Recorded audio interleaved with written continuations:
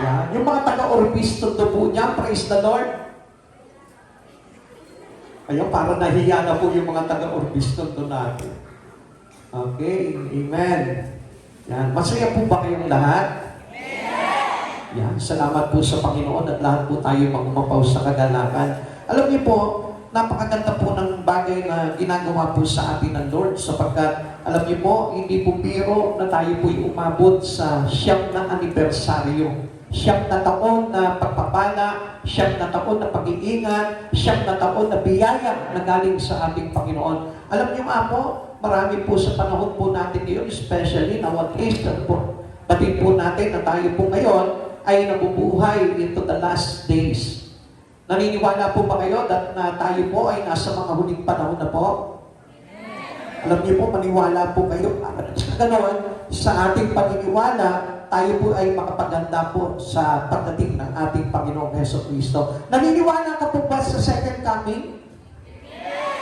Yung iba, ano po ba kaya itong second coming na ito po? Makinig po kayo ng mabuti para maintindihan po natin ano po. Dahil mahalaga po yung paglapit natin sa Panginoong Jesucristo dahil alam niyo po, hindi po sapat na tayo po ay mayaman lamang sa mundong ito. Dahil kung mayaman lamang po tayo sa mundong ito, yan po ay mawawala rin at mauubos because all the things in the world are temporary. Pansamantala lamang po. Ano po ba yung pinakamainam po dito? Yung pong darating na buhay. Yung pangakong buhay na walang hanggan sa atin ng ating Panginoon Jesucristo. Kaya po tayo nandito po ngayon. It is really because the Lord, our Christ Jesus, has wanted every one of us to be saved. Lahat tayo gusto ng Diyos na maligtas. Kaya nga po, binibigyan po tayo ng isang kaisipan, isang pamumuhay na kung saan angkop para tayo po ay mapunta sa buhay na walang hanggan. Alam niyo po, tayo po lahat ay tumanggap kay Jesucristo. Kaya naman ang ating Panginoong Jesucristo sa pamamagitan ng banal na Espiritu ng Diyos ay nag-guide po sa ating lahat. Tayo po'y pinapatubayan ng kanyang Espiritu para na sa ganun, hindi na po tayo maligaw. Meron pa po ba dito naliligaw ng landas? Siyempre, hindi ka naman naamin, ano po? Pero I hope na wala na po naliligaw ng landas sa atin po dito because we accept Christ Jesus in our life today. Amen? Ngayon po, nais ko po na dumako po tayo sa anniversary po natin, sa tema po natin. Our theme today, in our anniversary, 9th anniversary, is striving for holiness on the last days. Alam niyo po ba, napakahalaga na tayo po ay talagang nandoon sa patnubay ng ating Panginoong Jesucristo. At yan po yung base sa sinasabi po sa atin ng ating Panginoon sa sulat po ng 2 Pedro. Tayo po ay pinapaalalahanan ng Diyos na dapat tayo mamuhay accordingly doon sa pamumuhay na nakaayon na sa ating Panginoon. Mga kapatid sa Panginoon, striving for holiness on the last days is very vital. Napaka-essential po nito sa buhay po natin. Kung meron po tayong dapat na unahin sa buhay po natin is about the Lord, our God. Yung unahin po natin sa buhay po natin ng Panginoon. Sapagkat lahat ng bagay, sinabi po dito, na walang saysay. At pagdating ng araw, ay tutupukin sa matinding init. Kaya nga, we need to strive for the holiness of God. Tayo po ay dadako na po sa pag-aaral po natin, mga kapatid sa Panginoon. Basahin ko po muli sa inyo yung ating pong konteksto.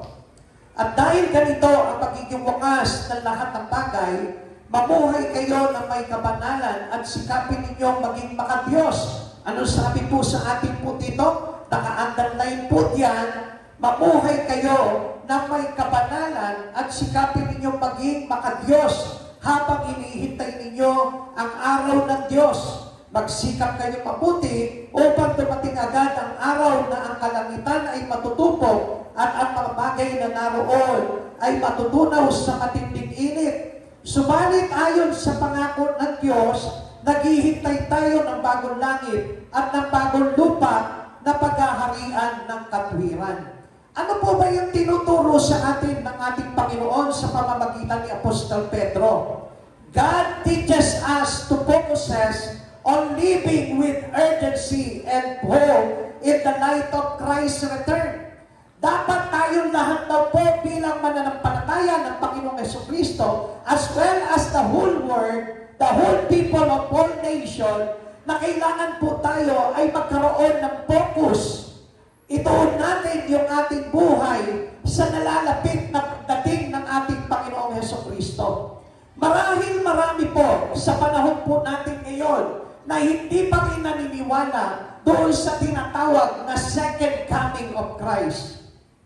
Mahalaga na tayo po'y maniwala sapagkat ang second coming ay paghuhukom ng ating Panginoon. Siya po ay darating dito not really to save us, but really to judge us. Huhukuman na po tayo ng buong katotohanan. Now, ito po pagtuturo po sa atin ng ating Panginoon. It challenges believers to cultivate holiness, hasten the day of God through faithful living, and center their hope on the promise of new righteous heaven and earth.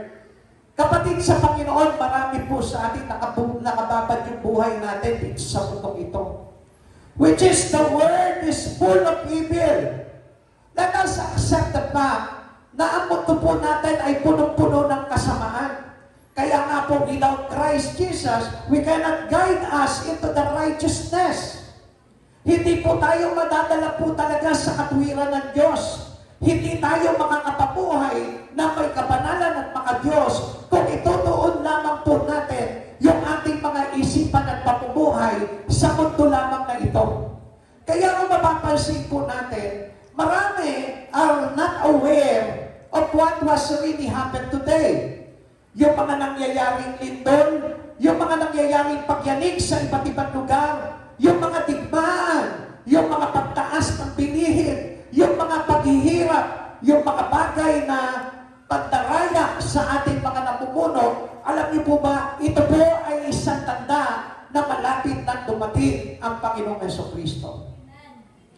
As well said into the prophecy that is written into the Bible, yan po yung kahulugan na malapit na po talaga dumating ang Lord. Kaya lang marami po nagsasabi, ang tagal ko na napapakinggan yan. Ang tagal ko na naririnig na malapit na dumating ang Panginoon. Pero tumanda na ako, namatay na yung mga ninuno ko. But until now, hindi pa rin natutupad yung pangako ng kanyang pagbabalik. Alam niyo po ba kung bakit? Because God is challenging everyone of us to cultivate holiness in our life. Anong ibig sabihin nito? Yung tayo po mismo ay ibaling natin yung buhay natin sa mga bagay na maka-Diyos at may kabanalan. Marahil magsasabi po yung iba na po, ako naman po hindi na nagkakasala, I tell you, you are wrong. Mali po kapag gano'n ang kaisipan natin. The more we are walking into this world, the more na tayo po ay nakaka-encounter ng kasalanan. Kaya nga without Jesus Christ in our life, I tell you the truth, hindi tayo mauubusan ng kasalanan. Sapagkat every one of us living in sin.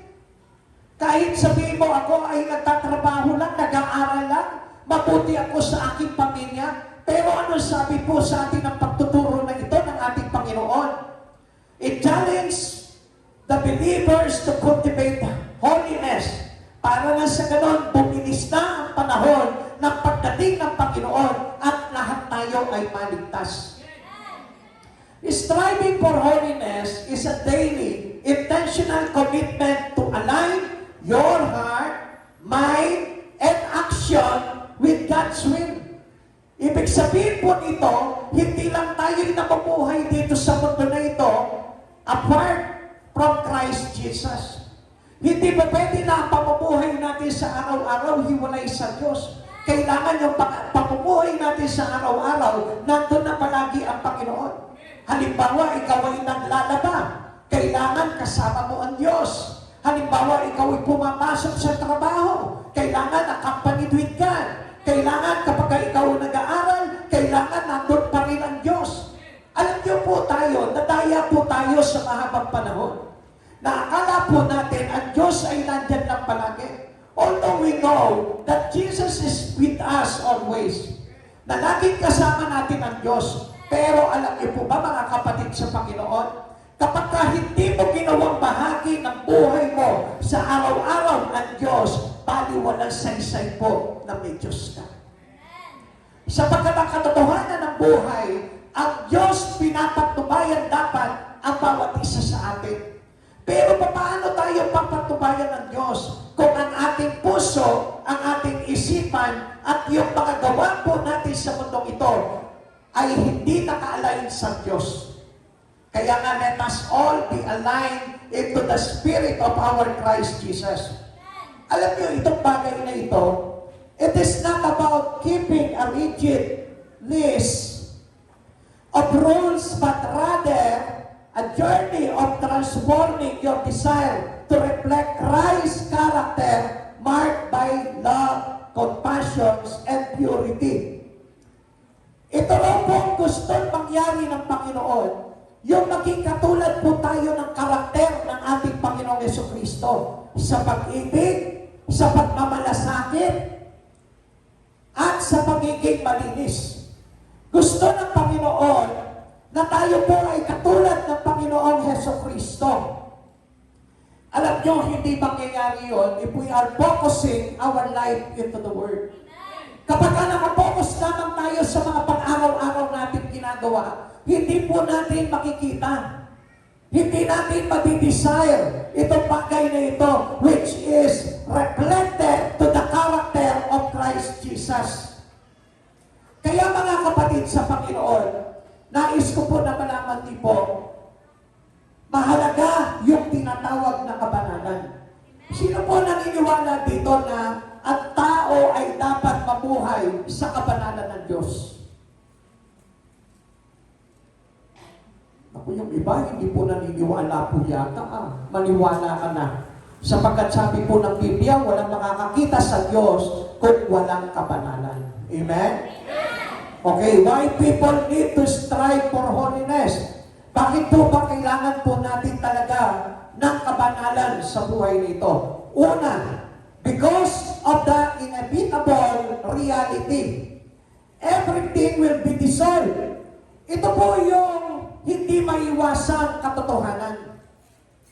Na ang lahat ng bagay ay mapupugnaw.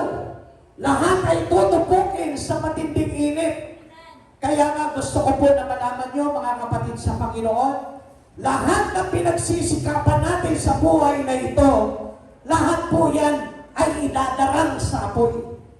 Lahat na meron tayo sa mundo ito, lahat po yan ay mapupugnaw. All things shall pass, but one thing will remain. At ano po yung bagay na yon? The words of Christ Jesus. At kapag hindi tayo umayon doon, at hindi nataniman ng puso natin ng salita ng Diyos, kasama tayong mapupugnaw. Amen. This is an inevitable reality. Hindi natin maiiwasan itong bagay na ito, sapagkat sabi po sa verse 11 ng 2 Peter chapter 3, at dahil ganito ang magiging wakas ng lahat ng bagay, mamuhay kayo ng may kabanalan at sikapin ninyong maging mga Diyos. Ang sabi sa atin ng Panginoon sa pamamagitan ni Apostol Pedro, mamuhay tayo ng may kabanalan at sikapin natin maging mga Diyos. Hindi lang basta tayo nagpapayaman. Hindi lamang basta tayo nag-aaral. Kundi kailangan sa pamumuhay natin may kabanalan. Kailangan sa pamumuhay natin sinisikap natin maging mga Diyos. Bigyan ko po kayo ng isang halimbawa kung paano mo malalaman na ikaw bilang tumanggap kay Kristo ay may kabanalan na.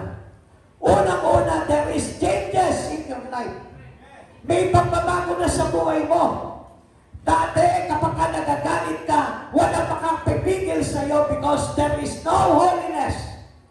Dati, kapag ka mayroon kang bagay na kinaiinisan, talagang bumubuhos talaga yung inis mo. Why? Because there is no holiness. But if you have the holiness of Christ Jesus, matututunan mo na magpatawad. Matututunan mo na yung pawiin yung galit na nag-uumapaw sa puso mo. Noong araw, mapapansin po natin, ano po, kapag wala tayo sa Panginoong Jesucristo, ang pangit palagi ng paningin natin. Ang pangit ng pagtingin mo sa kapwa mo. Ang pangit ng pakikisama mo. Ang pangit ng buhay mo. Dahil wala yung kabanalan ng Diyos. The holiness of God is the biggest or the greatest sign that you are living in the changes in Christ Jesus. Na kapag ka nagumapaw na sa iyo, yung kabanalan ng Diyos, isang indikasyon to ito na tayo po ay nakikristo na. Alam niyo po mga kapatid sa Panginoon, I was really blessed dahil umabot po tayo ng 9 na taon na anibersaryo. At alam niyo po ba ang ibig sabihin niyan? Ang ibig sabihin po niyan, that our life is working through Christ Jesus.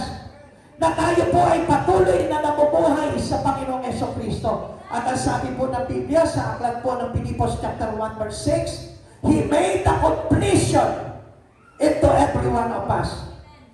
He was the one who started the good works in our life.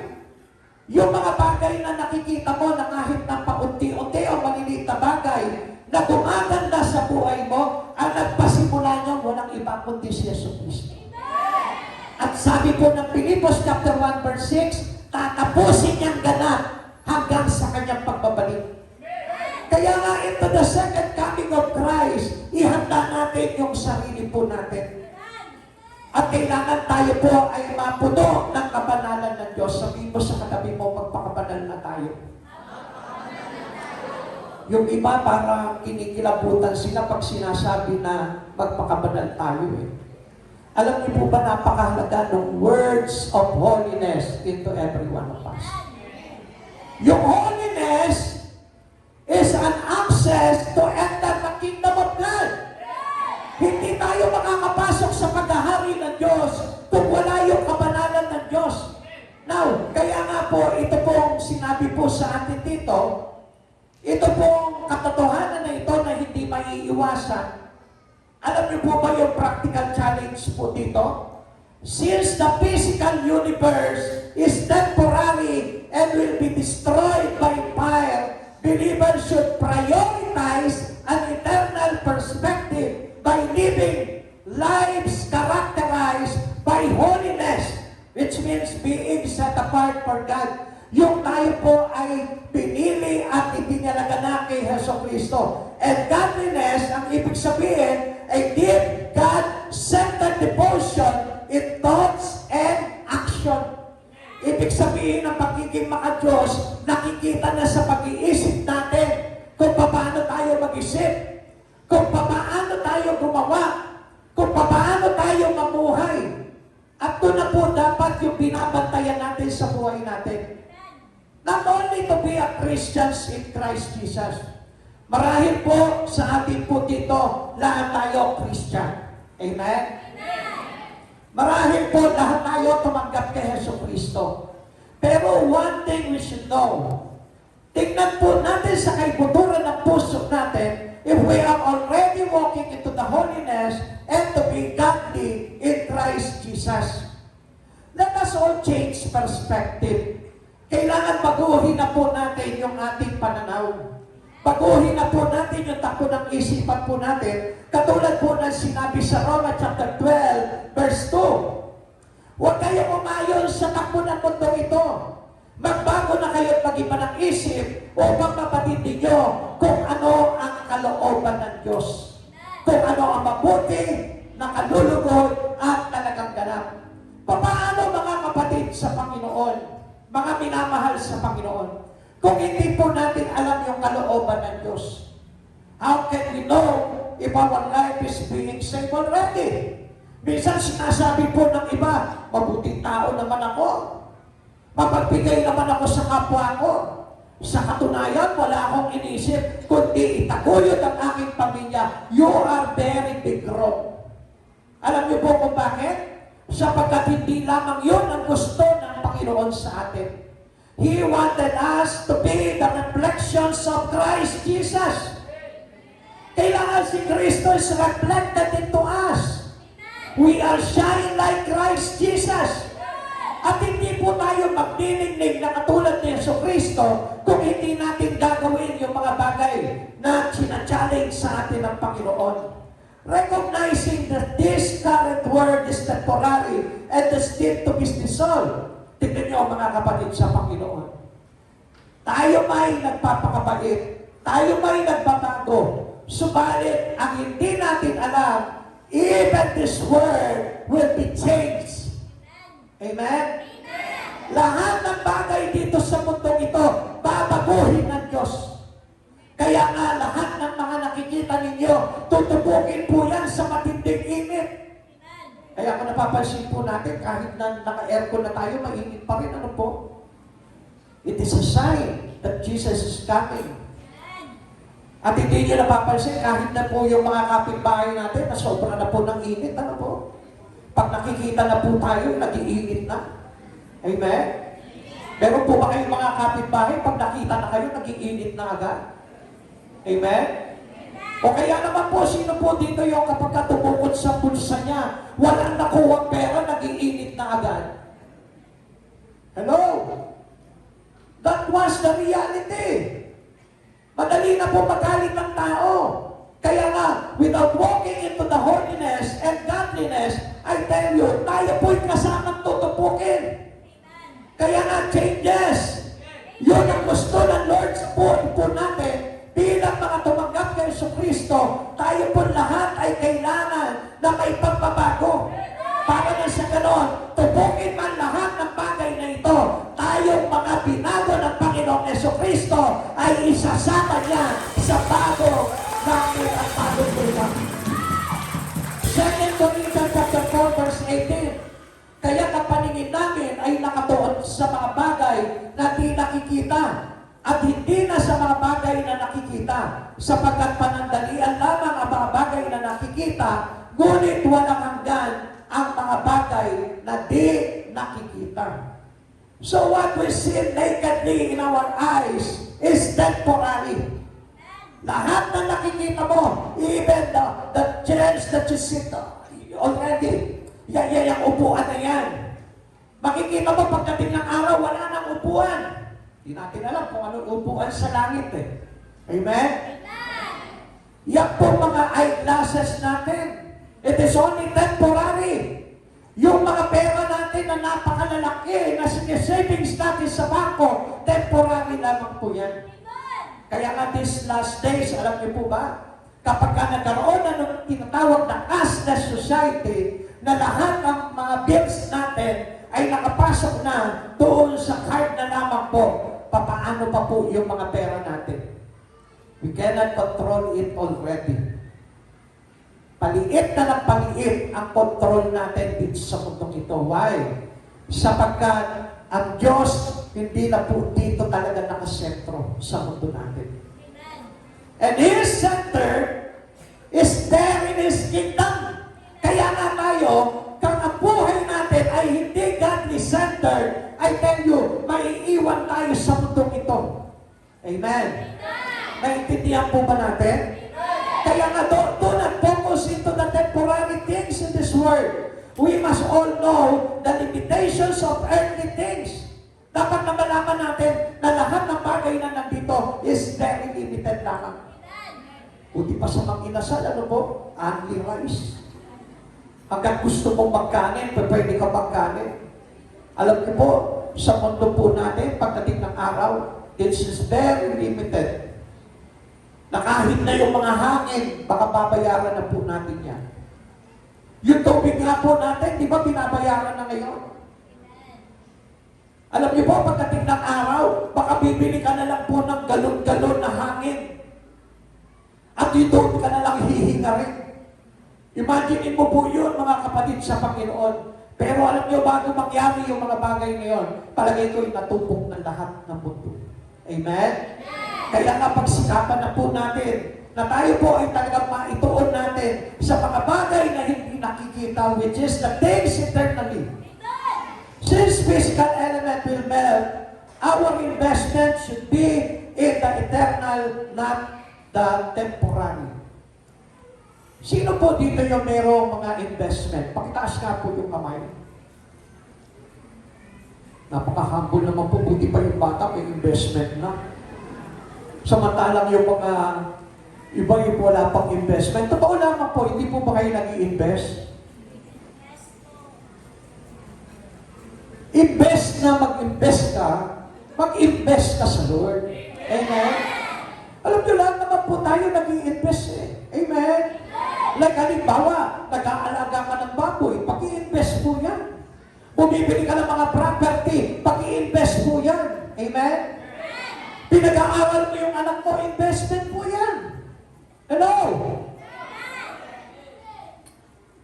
Naririnig niyo po ba ako dyan sa likuran? Ay, salamat po sa Panginoon. Kaya nga po, every one of us need to invest our life into Christ Jesus. To the things that is eternal. Yun po yung pinakamainam po doon. Huwag natin i-google yung buong panahon po natin sa pag-invest into the temporary things only. Sapagkat sabi nga po, lahat po yan mapupugnaw at kasama ang sino mang nahuhumaling po dito. 2 Peter chapter 3 verse 10. Ngunit ang araw ng Panginoon ay darating tulad ng isang magnanakaw. Sa araw na iyon, ang kalangitan ay biglang mawawala kasabay ng isang malakas na ugo. Matutupok ang araw, buwan at mga bituin. Ang mundo at ang lahat ng mga bagay na naririto ay mawawala. Hindi maganda mag-invest dito sa mundo ito sapagkat lahat ng investment natin here is temporary. Makinig tayo mga kapatid sa Panginoon. Nandiyan pa po ba kayo? Let us focus on Christ. Lahat ng investment natin po dito, lahat po yan hindi natin mapapakinabangan. Only on a short time. Pwede mo pakinabangan yan, pero maikling panahon lamang. Subalit ang gusto po sa atin ng Panginoon, yung tayo po yung mag-invest into eternal. Dahil doon, pagdating ng araw, lahat ng bagay na in-invest natin kay Jesus, ay papakinabangan natin pang walang hanggan. Amen. Kaya nga ang gusto ng Lord, mabilis po tayo na magbago. Kaya ang Lord, ang tagal ng pagbabalik ng Panginoon dahil ang bagal nating magbago. Sabihin mo sa katabi mo ngayon, ang bagal mo magbago. Kasi yung iba, sinasabi nila, ako, hindi muna ako magpupokus sa Lord kasi bata pa ako. Hindi muna ako maglilingkod sa Panginoon kasi busy pa ako. Ang bagal mo magbago. Amen? Pakisigaw nga, ang bagal nating magbago. Pero ang gusto ng Lord, yung mabilis na pagbabago. Bakit? Kasi meron tayong tinatawag a catalyst for change. Ibig sabihin, the reality of the coming judgment should transform our priorities today. Prioritizing our changes. Kung ano yung bagay na parang alam mong ahad lang sa'yo para hindi ka maligtas, baguhin mo na yun. Amen. Kaya nga yung iba, alam niyo po, ang dami pong mga bagay na hadlang sa kanila para sila po ay maligtas. Minsan, akala po nila, sa simpleng pagpapakabuti lang, ligtas ka na. Hindi po, kapatid sa Panginoon. Sapagkat tayo tinuturuan ng Lord kung paano po yung talagang kailangan na maging tayo para tayo paligtas. Kaya nga sabi ni Lord, sabi sa atin ng Panginoon, bilisan mo na magbago ka. Alam niyo, kaya nga po yung mga ibang mga tao, inabot na po sila ng kanilang kamatayan, hindi pa rin po natupad yung kanilang pagbabago. May kakilala nga po ako, alam niyo po, kaibigan ko po nung araw, inabot na po siya ng kamatayan. Kasama ko po siya nung araw sa mga bisyo. Kasama ko po siya sa lahat ng klase ng bisyo po nung araw. Kababata ko po siya.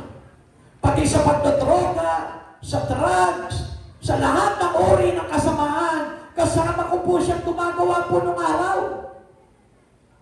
Pero minsan, alam niyo po, kapag kami po ay nagkakausap na dalawa, ang sabi namin sa isa't isa, magbabago rin tayo.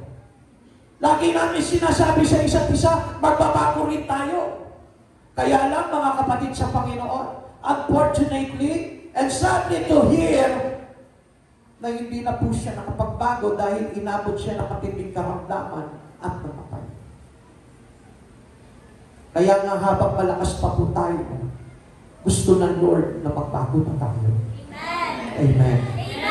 Pari mo bang ibulong doon sa katabi mo ngayon habang malakas ka pa? Magbago ka na. Yung iba po kasi sinasabi nila, pagtanda ko na lang, at least hindi na ako nagtatrabaho, hindi na ako nag-aaral. Wala na akong inaalagaang sanggol. Kaya pwede na ako magbago. Paano po? Hindi natin alam kung hanggang kailan ang buhay natin. Kaya nga gusto ng Lord talaga, yung po tinatawag na past changes. Pakisabi mo, past changes. Past changes. Ephesians chapter 4, verse 22 to 24, iwanan ninyo ang dating pamumuhay, ubarin na ninyo ang inyong dating pagkatao na nasisira sa masasamang pagnanasa. Magbago na kayo ng diwa't pag-iisip at ang dapat ninyong isuot ay ang bagong pagkatao na nilikhang kalarawan ng Diyos at nahahayag sa matuwid at banal na pamumuhay ayon sa katotohanan. Ano po ba talaga yung sinasabing katotohanan dito? Ang katotohanan po dito, that if we compromise our life into the system of the world, hindi ka talaga makakapagbago. Amen? Kaya nga sabi ng Lord, mag-iba na kayong magbago ng isip. Kaya sabi dito sa verse 23, magbago na kayo ng diwa at pag-iisip. Hanggat hindi nababago yung isipan natin, there is no changes will happen into your life. Walang mababago sa buhay mo. Alam niyo, nung time na binago ko yung isipan ko, doon lamang nagkaroon ng pagbabago sa buhay ko. Doon ko lamang naiwasan lahat ng mga bisyo. Doon ko lamang naiwasan yung mga masasamang barkada. Pero nung hindi ko binabago yung isipan ko at nakapokus lamang ako sa mga bagay dito sa mundong ito, hindi ko maisip kung paano gagawin yung tinatawag na kapanalan at pagiging maka-Diyos na sinasabi ng Panginoon sa atin. Amen. Kaya nga, let us all change our mind. Let us all change our thoughts. Ikalawa, bakit po ba tayo nag-strive into holiness? Because the required response is very important. Yung ating pagtugon po, ano po ba yung dapat na pagtugon po natin na kinakailangan na gusto makita sa atin ng Diyos? Yung po tinatawag na holy conduct and godliness is needed. Kailangan po ito. Huwag natin sasabihin na ako'y ligtas na without holiness and godliness.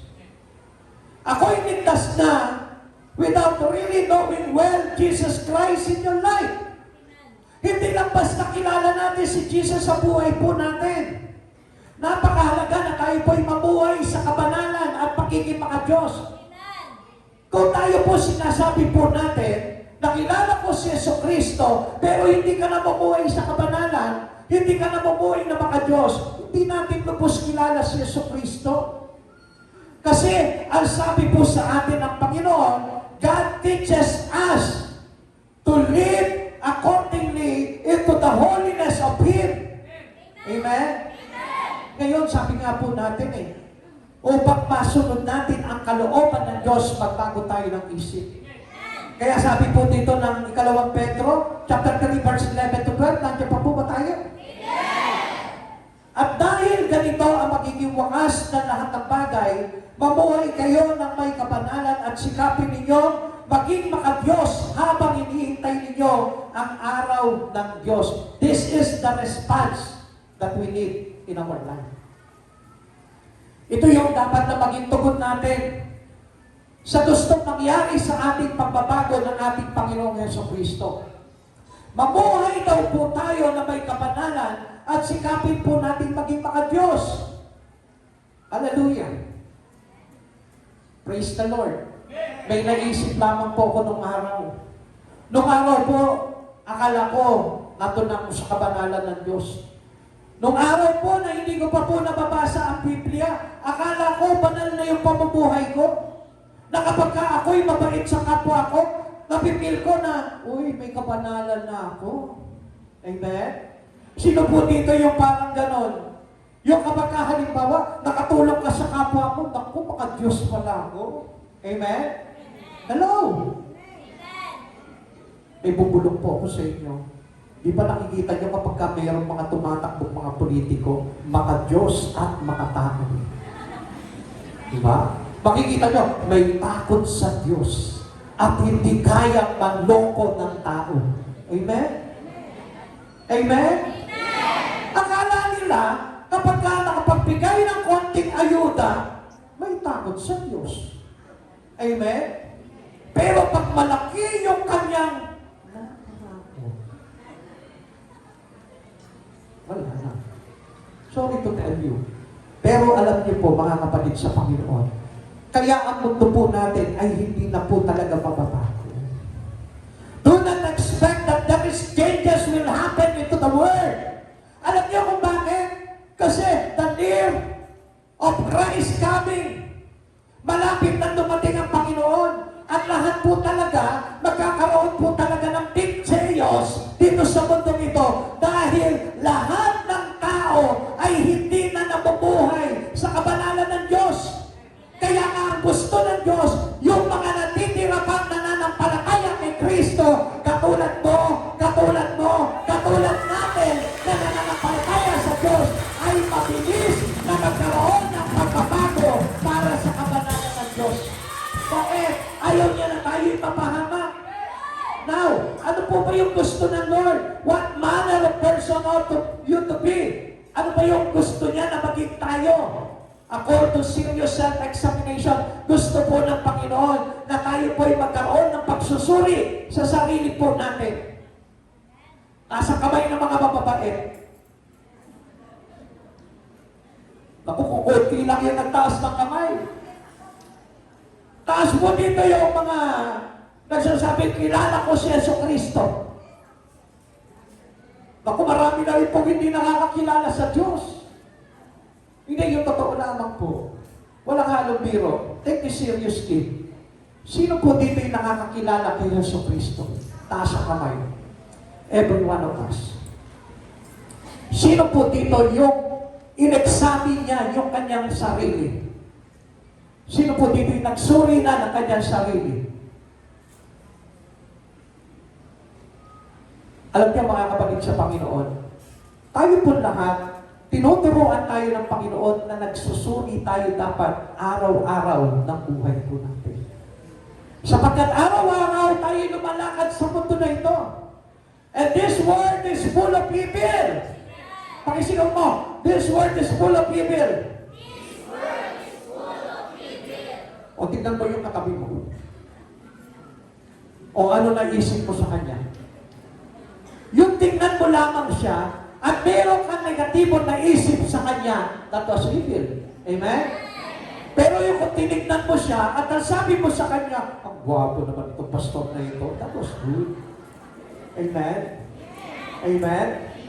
Hindi nga, hindi lahat ng paningin natin maganda. Amen? Naniniwala kayo doon? Kaya nga, doon pa lang sa paningin mo, nasusubok mo na yung iyong kalooban. If we have holiness and godliness, sa paningin pa lang, sa isip pa lang, sa nararamdaman pa lang ng puso mo, masusuri mo na kung ikaw ay lubos na nasa kabanalan na ng Diyos. Amen. 2 Corinthians chapter 13, verse 5. Subukin ninyo ang inyong mga sarili kung kayo'y namumuhay ayon sa pananampalataya. Suriin ninyo ang inyong sarili. Hindi ba ninyo nalalaman nasa inyo si Kristo Jesus na kanino raw?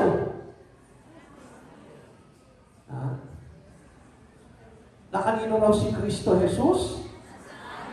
Sabi po ulit dito, hindi ba ninyo nalalaman nasa inyo si Kristo Jesus na kanino raw? Diyan nga sa likod na kanino raw? Pakitakas mo, pakisigaw. Mas malakas mo na sigaw. Yung sigaw na hindi natutulog. Kasi ang dami na natutulog eh. nasobrahan sa kabanalan ng Diyos. Amen? Sabi po dito, suriin ninyo ang inyong sarili. Hindi ba ninyo nalalaman nasa inyo si Kristo Jesus, maliban na lang kung kayo'y mga bigo sa pagsubok. Kapag halimbawa, sinuri ko yung sarili ko. First, sinuri ko yung isipan ko. Ano ba yung iniisip ko ngayon? Halimbawa, nag-iisip ako ng words of God na ikukwento ko doon sa isang kaibigan ko. Panalo. Amen? Naniniwala ka doon, panalo yun. Halimbawa, may kaibigan ako mayaman. Inisip ko, mayaman to pero hindi naman marunong magpautang. Amen. So, ibig sabihin, you are dead. Nasubok mo yung sarili mo pero bigo. Yung mata mo, habang nakatingin ka sa nagpipreach ng words of God, sumasama. Ibig sabihin nun, you are failed to examine yourself. Amen? What do I mean here? Lahat ng bagay, mayroong tinatawag na between good and evil. Kaya nga, pinagsusuri tayo ng Panginoon eh. Pwede ba pakita? Kaya nga tayo sinusuri ng Panginoon, pinagsusuri ng Panginoon, para na sa ganon, makita po natin kung yung isip, kung yung puso, kung yung mga gawa po natin ay naka-align and reflected to Christ already. Amen? Kasi yun ang gusto ng Lord. Yung tayo po mismo, nagsusuri ng mga bagay na ginagawa natin. Alam niyo mga kapatid sa Panginoon, even at work, even in your classroom, kailangan sinusuri mo. Sino ba yung mga kaibigan ko? Sino ba yung mga kasama ko?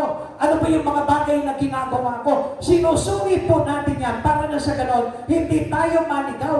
Paul said, 2 Corinthians chapter 13, verse 5, to challenge his critics because some Corinthians were demanding proof.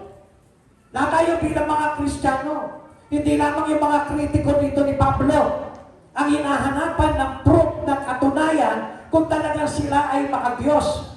That he was truly an apostle of Christ, Paul essentially told them to turn the focus inward. He urged them to examine their own lives to verify their genuine faith and spiritual maturity. Kapatid sa Panginoon, hindi po ba? Sinasabi po natin, ay ako, naglilingkod na ako sa Diyos, pero wagas pa rin magalit. Ako naglilingkod na ako sa Diyos, pero pumapatol pa rin. Ako naglilingkod na ako sa Diyos, pero nandaraya pa rin. Amen. So, hindi po yun yung talaga na nakikita sa atin si Jesucristo. Kaya nga kapag tayo, pumapasok tayo sa church, kailangan there is changes will happen to you. Hindi lang basta nakikinig ng words of God, hindi lang basta kinakapisado, nilalagay sa puso, kailangan kapag ka nasa puso, may pagbabago. Amen? Yun yung maturity na tinatawag po sa atin. Yun yung tinatawag na genuine faith in Christ. Na kapag yung pananampalataya mo, nagtutulak sa iyo sa isang malaking pagbabago, papunta kay Jesucristo, ang ibig sabihin niyan, subok na subok ang pagkakilala mo kay Jesucristo. That was holiness in action, living a life that reflects God's character and is distinct from the world means holy conduct. Yung ba naiiba na tayo sa mundo? Amen. Yun yung tinatawag na holy conduct. Yung hindi na tayo compromise sa mga kasamaan. Ito na yung dapat na nakikita sa atin. If you are look like Christ Jesus, tignan mo yung katabi mo ngayon. Kamukha na ba ni Kristo? Ako yung iba na takot. Ang lakas ng tawa ng iba. Amen? Kailangan na tayo po mismo matakas sa atin yung larawan ni Jesucristo. Amen? Kaya nga sabi ko nga po sa inyo, kapag ka nag-church kayo, kailangan paglabas niyo po yan, dala-dala niyo sa puso niyo si Jesucristo. Hanggang sa pagbabalik niyo po ulit ng Sunday sa church na inyong dinadaluhan, kailangan nandun pa rin si Jesus.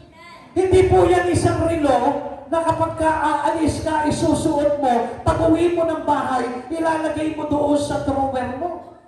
At kapag aalis ka na naman, isusuot mo. Kailangan si Jesucristo was already clothed to us. Amen? Nakasuot na palagi sa atin. Hindi na hinuhubad. Yung kabutihan hindi na tinatanggal. Yung kabaitan hindi na inaalis. Yung mic hindi na rin dapat nawawala. Okay.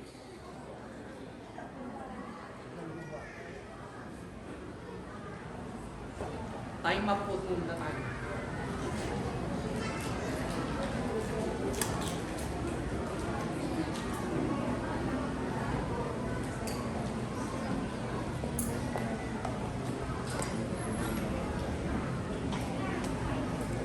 Gusto po kasi sa atin, lagi nababanaan po, nandiyan pa po ba tayo? Lagi nakikita sa atin that we are reflected to Christ Jesus. Kailangan nakikita po sa atin yan sa pakikipagtao na, pakikipagkapwa natin, sa pamilya natin, sa mga kaibigan natin, sa mga katrabaho natin. Kailangan nakikita na sa atin yung kaugali ng Panginoong Jesucristo. Sabi po dito ng 1 Peter chapter 1 verse 15 to 16, dahil ang Diyos na pumili sa inyo ay banal, dapat din kayong magpakabanal sa lahat ng inyong ginagawa. Sapagkat nasusulat, magpakabanal kayo, sapagkat ako'y banal.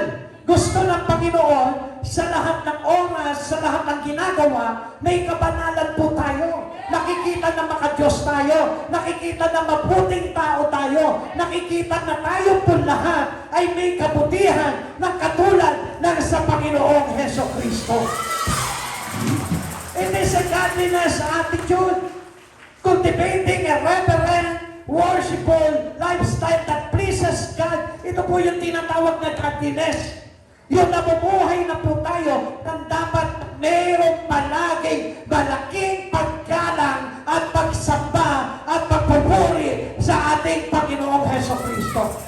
Araw-araw, hindi lang linggo, kundi araw-araw na nakikita sa atin yung paggalang sa Diyos. Amen? Kaya nga alam nyo sa amin po, nung kami po ay tinuruan ng about paggalang sa Panginoon, kailangan sa words of God, kailangan nakatayo ka, nakikinig ka, at nakatuon lahat ng pag-iisip at puso ko sa salita ng Diyos. Because the Word is Christ Jesus. Sa pagdalo ng gawain, kailangan yung puso ko ay nakabukas palagi kay Heso Kristo. Amen? Kaya nga, yun yung malaking paggalang at pagsamba. Kailangan na nakikita sa atin yan. Yung tinatawag na highly reverential for the Lord our Christ. Kaya nga gusto ng Lord na malinis palagi yung ating isipan. Sabi nga po dito ng Pilipos chapter 4 verse 8, bilang pagtatapos mga kapatid, lagi ninyong isa-isip ang mga bagay na karapat-dapat at kapuri-puri, mga bagay na totoo, marangal, matuwid, malinis, kaibig-ibig, at kagalang-galang. Amen! Alam nyo kapatid sa Panginoon, karaniwan po sa mundo natin, pag mayaman ka, ginagalang ka. Amen! Pag mahirap ka, wala yung paggalang ng tao sa iyo. Pero one thing I tell you, for sure, na kapag meron kang mataas na paggalang at pagkakilala sa ating Panginoong Jesucristo, makikita mo, kahit na hindi ka galangin dito sa mundo ito, pagdating sa langit, kagalang-galang ka at galang na galang ang lahat na mga nilalang sa langit. Bakit? Kasi nandun yung pagpipitagan mo kay Jesucristo. Kasi nandun yung puso mo kay Jesucristo. Kasi nandun itong pagbibigay mo ng pagpupuri sa ating Panginoong Jesucristo. Kaya yun yung laging dapat nalalaman natin sa buhay natin. And last, number 3, the anticipated hope. Ano po ba yung inaabangan nating pag-asa? Ikaw, tatanungin kita ngayon. Kung matagal ka ng Kristiyano, bago ka man ng Kristiyano, ano yung inaabangan mo na pag-asa sa iyong buhay? Marahil nangangarap ka na pagdating ng araw, ako ay mayaman. Na pagdating ng araw, ako ay mayroong mansyon. O kaya naman sasabihin natin, pagdating ng araw, mayroon din akong ganitong kalaki na negosyo. Nandun po yung anticipation natin ng ating mga pag-asa. Pero gusto ko po na malaman po ninyo that we need to looking forward to a new creation. Dapat nga pinupukaw na natin yung ating paningin sa mga bagay na mapandaya. Amen. At ano yung bagay na madaya nipon? Yung mga temporary things. Amen. Nakakita na po ba kayo ng bubbles? Sino po dito yung alam yung bubbles? Di ba? Yung mga gusto nilalaro ng mga bata.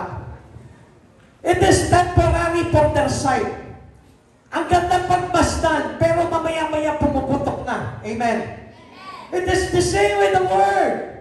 The same with all the things in the Word. Kaya nga sabi ng Lord, do not love this Word or even things in the Word. Huwag ninyong ibigin ang sanlibutan o mga bagay na nasa sanlibutan. Alam niyo kung bakit? Kasi ayaw ng Lord na mawalang saysay lahat ng ating pag-asa. Gusto ng Lord yung pag-asa mo nandun sa buhay na walang hanggan. Sabi po ng 2 Peter chapter 3 verse 12 to 13, habang hinihintay ninyo ang araw ng Diyos, magsikap kayong mabuti upang dumating agad ang araw na ang kalangitan ay matutupok at ang mga bagay na naroon ay matutunaw sa matinding init. Subalit ayon sa pangako ng Diyos na naghihintay tayo ng bagong langit at ng bagong lupa na paghaharian ng katwiran. Kapatid sa Panginoon, ang gusto po ng Panginoon, tayo po ay nakatuon na doon sa new coming creations of God. Amen. Kasi alam niyo po ba, na itong mundo na ito ay nagdulot ng kasamaan sa tao. Amen.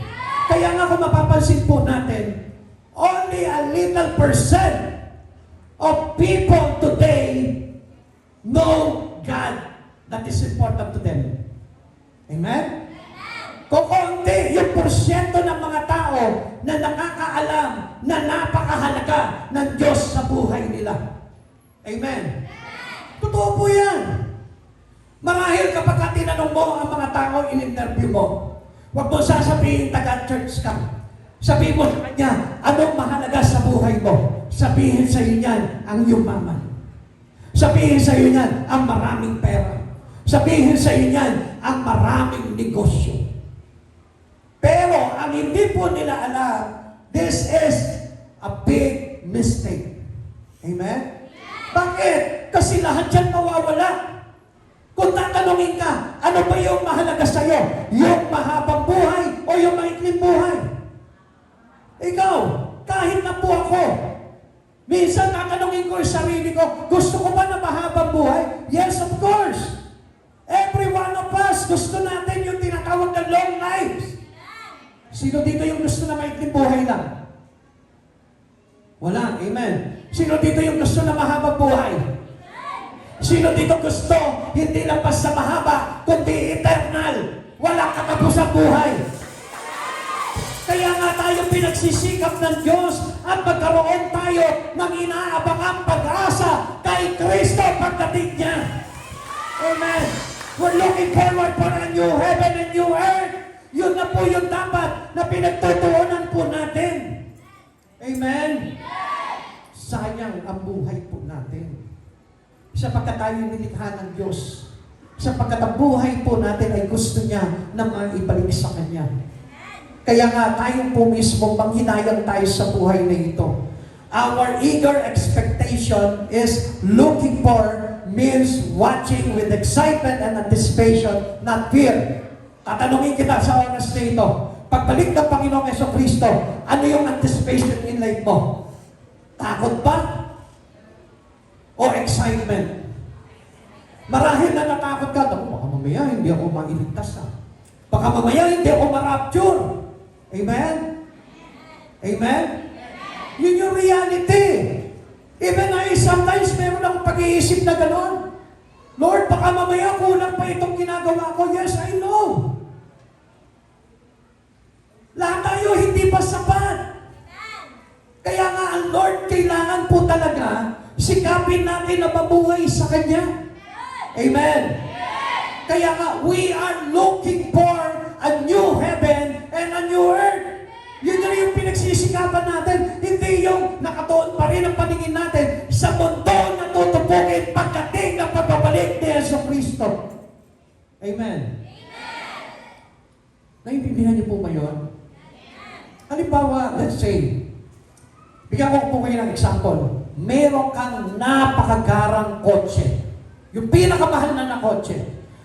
Habang nakasakay ka, biglang itong kotse na ito nag-alarm at ang sabi po ng alarm nito, within 10 seconds, sasabog ito. Anong gagawin mo? Ha? Hindi mo iiwanan? Ita-drive mo pa rin siya? Siyempre, lalabas ka na doon. Ako, isasabog na ito eh. It's a prank. Hindi prank po yun. Kung ganun yung realidad, na ang mundo na ito at sinisigaw sa atin, Jesus is near to come. Jesus' judgment is near. Anong gagawin mo? I will go outside of this world and I go inside of Christ Jesus. Amen? Yun yung dapat na maging kaisipan natin. Yung we are looking forward to the new creation that will given to those who really believe and excited for the second coming of Christ. Amen. 2 Peter chapter 3 verse 13. Subalit ayon sa pangako ng Diyos, naghihintay tayo ng bagong langit at ng bagong lupa ng paghaharian ng katwiran. Katwiran ng Diyos. Amen? Hindi na katwiran ng tao. Hindi na tao ang mamumuno, kundi ang Diyos na. Amen? Kaya hindi na po ito yung kumbaga parang may mga opposition, merong minority, merong majority, meron doon sa mga blue, ano yun? Hindi ko po maintindihan kung ano po yung mga sinasabi po nila sa Senado. Hindi sila magkasundo-sundo, pero this time, dito, napakaganda nitong new creation na gagawin ng Panginoon sapagkat lahat tayo ay magkakasundo-sundo because there is no evil! There is no Satan! There is no sin! Wala nang kalamdaman! Wala na lahat ng bagay! Si Kristo ang buhay na nilanggan! Amen! Kaya nga yun po yung dapat nating asamin sa buhay po natin. Ngayon, kapatid sa Panginoon, kailangan bang manghinayang ako sa kayamanan ko? No! Kailangan ba itapon ko na yung mga kayamanan na meron ako? No! You may use it to glorify God. Yung talento mo, yung tinapos mo, yung kayamanan mo, whatever you have in your hand, glorify God. Gamitin mo yun sa pagpaparangal sa Panginoon. Habang nabubuhay ka, this is how we anticipate hope in Christ's return. We need hastening the day. Kailangan pabilisin na po natin yan. Through our holiness and vision, we live in a way that align with and speed towards God's ultimate plan. Ang sabi po dito, sa pamamagitan ng ating kabanalan at mga gawain, mamuhay tayo sa paraang naaayon sa pagpapabilis para tayo ay patungo sa mga huling araw kay Heso Kristo. Kapatid sa Panginoon, gusto ko po malaman mo. Tatanungin kita sa oras dito. Anong bagay yung ginagawa mo ngayon para mapalapit ng todo ang buhay mo kay Yesu Cristo? At pagdating ng araw, makita mo yung buhay mo na tiyak na ikaw ay makakauwi sa tahanang inilaan sa atin ng Diyos. That was the promise of a new home. Ano yung kasiguraduhan? Kung wala ka pang kasiguraduhan, focusing our hope on the new heavens and new earth. Try everything to apply into your life. Lahat ng bagay na narinig mo ngayon, kahit na masakit man tanggapin, na kahit man ikaw wala ng mga pangarap mo dito sa mundong ito, pero kung kasama ka naman na mapupugnaw, gusto ko malaman mo, bitawan mo. Sapagkat ang walang pinakamahalagang bagay sa buhay ng tao, kundi ang makapiling natin ang Panginoong Jesucristo pagdating ng araw. Pahayag 21 verse 1 to 5. Pagkatapos nito, nakita ko ang isang bagong langit at isang bagong lupa. Wala na ang dating lupa, langit at lupa, wala na rin ang dagat. Nakita ko ang banal na lungsod, ang bagong Jerusalem na bumababa mula sa langit, buhat sa Diyos. Gaya ng isang babaeng ikakasal, siya'y nakabihis at nakahanda sa pagsalubong sa kanyang mapapangasawa. Narinig ko ang isang malakas na tinig mula sa trono. Tingnan ninyo, ang tahanan ng Diyos ay nasa piling na ng mga tao. Maninirahan siya kasama nila at sila'y magiging bayan niya. Bayan niya. Diyos mismo ang makakapiling nila at siya ang magiging Diyos nila at papahirin niya ang bawat luha sa kanilang mga mata. Wala nang kamatayan, dalamhati, pagtangis at paghihirap sapagkat lumipas na ang dating mga bagay. Verse 5, pagkatapos ay sinabi na nakaupo sa trono, pagmasdan ninyo, ginagawa kong bago ang lahat ng bagay. At sinabi niya sa akin, isulat mo sapagkat maaasahan at totoo ang salitang ito. Yung last word. Basahin ko po sa inyo. Isulat mo sapagkat maaasahan at totoo ang mga salitang ito. Ibig sabihin po nito, God guaranteed that this word is for everyone.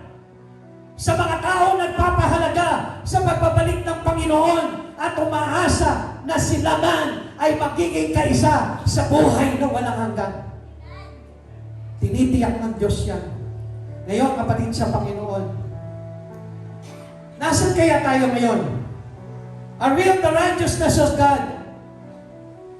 Or still into the unrighteous word that we are living? Alam niyo, kapatid sa Panginoon, ang tinutukoy ng Lord, yung bagong langit at bagong lupa. Nakasama natin ang paghahari ng Diyos sa buhay natin. Where righteousness dwell. The ultimate promise is not just a new location, but a word entirely defined by holiness. Kapatid, without holiness, hindi natin ma-anticipate yung pag-asa na ipinangako sa atin ng Diyos. Kapatid, kung wala yung kabanalan, hindi natin makikita ang Panginoong Jesucristo sa buhay natin. Ang pinakahuling pangako ng Diyos sa lahat ng nananampalataya, sa lahat ng nagpakabanal, sa lahat ng nanatiling mga Diyos, ay yung pangako niya na bagong langit at bagong lupa na pinaghaharian ng katarungan at katuwiran ng Diyos. Kapatid sa Panginoon, kung i-imaginein mo sa oras nito, marahil sa mga sandaling ito, ang daming mga agonizing moment sa buhay mo. Ang daming mga sadly moment. Ang daming mga paghihirap. Ang daming mga problema. Pero hindi mo naisip. Sa buhay na inilalaan sa atin ng Panginoon ay pinangako niya. Ang pangako niya may katarungan. Ang pangako niya may katuwiran. Ang pangako niya, pinaghaharian ng kabanalan ng ating Panginoong Jesucristo. Hindi po ba napakasarap? Kaysa magkamalkalan ng kayamanan sa mundong ito. Now, application point, evaluate priorities. Dito natin makikita po yan. Kung ano yung priority natin. Are you living for what will burn out? Which is the material things. Or what will last? Is in the righteousness of God. Ano po bang pamumuhay meron po tayo? Nakatuon na po ba yung buhay natin sa mga bagay na temporary lamang? Nandun lamang po ba yung kagalakan natin sa mga bagay na pansamantala lamang? Nandun lamang po ba yung kasiyahan natin? Ang kasabatan lamang po ba natin? Yung nandun lamang sa maraming pera, maraming bagay na meron ka sa mundong ito? Now, we need to cultivate our holiness. Actively turn away from sin and pursue a life that honors God. Yun na po yung kailangan natin. Hindi po yung patuloy tayo na bumuhay pa rin sa kasalanan. That turns our life to God. Tayo po lahat, Ibigay natin yung buhay natin sa Panginoon. Yung pamumuhay natin, ipasakop natin sa kapanalan ng Diyos. Let us live with hope. In trials, remember the promise of the new heaven and new earth. Na kahit na mahirapan tayo sa mundong ito. Kapatid sa Panginoon, alam ko marami po sa atin, maraming may mga problema. Marami po sa atin, maraming mga pagsubok na pinagdaraanan. Marami po sa atin nagsasabi na hindi na yata ako pinagpapala ng Diyos. Pero I tell you the truth, manalig ka sa Diyos. Kahit na ano yung pangyayari na nagaganap sa buhay mo, manalig ka sa Diyos. Hindi sagot na tayo ay mayaman sa mundong ito. Kundi, kailangan mabatid natin kung ano yung pinakamahalagang bagay na kailangan natin gawin sa buhay po natin. This is the three praises. Since all things are thus to be dissolved, holy conduct and godliness according to His promise. Ano po yung mahalaga po sa atin?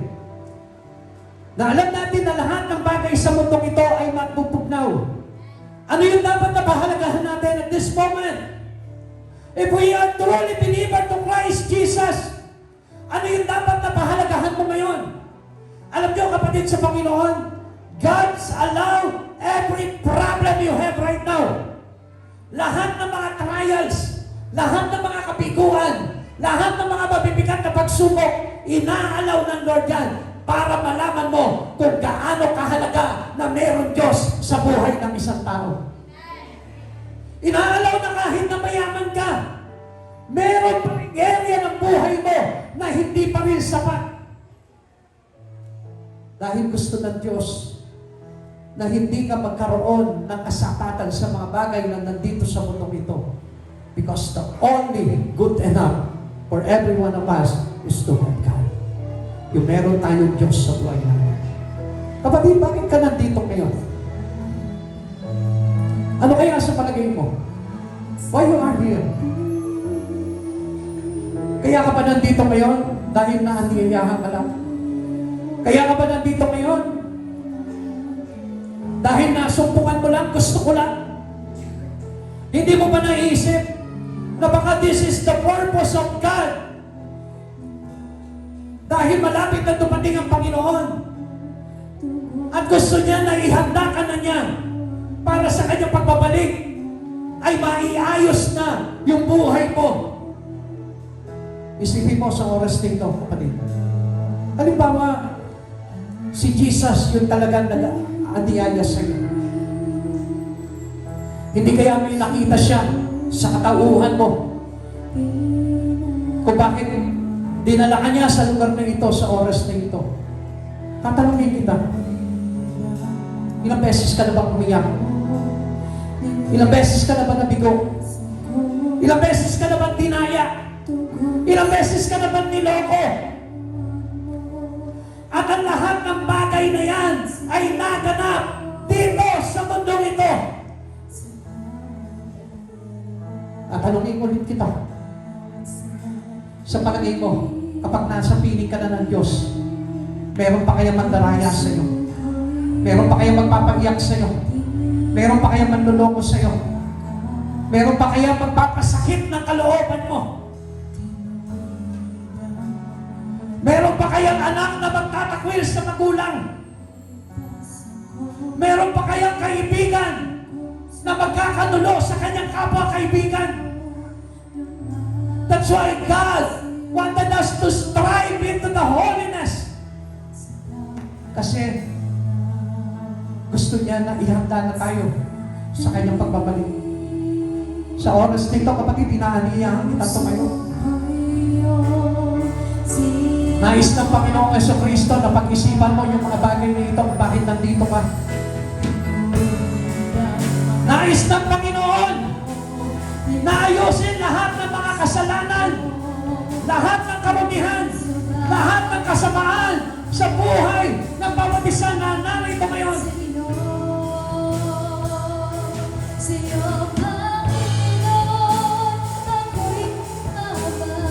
Kapatid sa Panginoon, mga minamahal sa Diyos, hindi ba minsan nagkaroon ka ng matinding karamdaman At napaisip ka, baka ito na yung kapatang ko. Baka hanggang dito na lamang ako. Pero nung nanalangin ka sa Panginoon, pinagaling ka ng Lord. Sumigaw ka na malakas sa Panginoon, sinabi mo, Lord! Salamat! Pinagaling mo ako. Nung meron kang malaking problema sa pamilya, na halos ikaguho na buong sambayanan mo, na halos mawasak yung buong pamilya mo. Isang araw, tumawag ka sa Diyos. Sabi mo, Lord, ayusin mo ang pamilya ko. Pinakinggan ka ng Diyos. Inayos ng Diyos yung buhay mo. Alam mo kung bakit? Dahil mahalaga ka sa Kanya. Yung dati ang yaman-yaman mo, puno-puno ka na lahat ng bagay. You have everything in your life. You have a lot of money in your savings. But then, sa isang iglap, nawala lahat yun. Dinaya ka ng tao, niloko ka ng tao, na-bankrupt ka. Alam mo ba, sometimes it allows by God for you to experience this kind of problem in your life. Kasi minsan nakakalimot na tayo sa Panginoon. Nakakalimutan na natin ang Diyos na nagbigay ng lahat ng bagay sa buhay natin. That's why if we strive our life into the holiness of God, we never forget God anymore. Hindi mo na makakalimutan ng Diyos kapag ang buhay mo ay nandun na sa pamumuhay na banal kay Kristo. Huwag natin kakalimutan ang kabanalan ng Diyos. Sa oras nito, kapatid, kung mayroon ka ba mga pinagdaraanan sa buhay nito, inaaniyahan ka dito sa harapan. If you wish to God, be praying that God will change you accordingly to the holiness of God. I invite you in front of this. Lumapit ka sa harapan na ito. Ipapanalangin kita. Kasama kitang ipapanalangin sa Panginoon upang lubos mong matanggap ang nais ng Diyos na mangyari sa buhay mo. Come on, allow the Lord.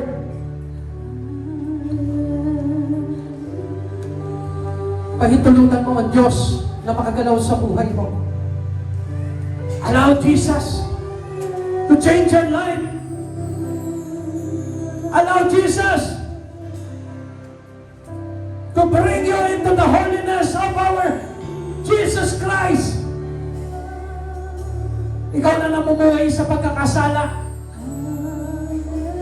Nakikita ka ng Diyos. Every time na ginagawa mo yung matinding kasalanan. You know that. Kaya ka dinala ng Panginoon dito just to forgive every sin. Ikaw na mayroon pang karapsiya. Ikaw na ang dumaranas ng kahirapan, karamdaman. O kung ano man yung mga bagay na nararanasan mo sa oras na ito, inaanyayahan kita. Ikaw na mayroong kaguluhan sa Espiritu. Hindi mo maintindihan kung paano mo ilalapit sa buhay mo kay Kristo, inaanyayahan kita.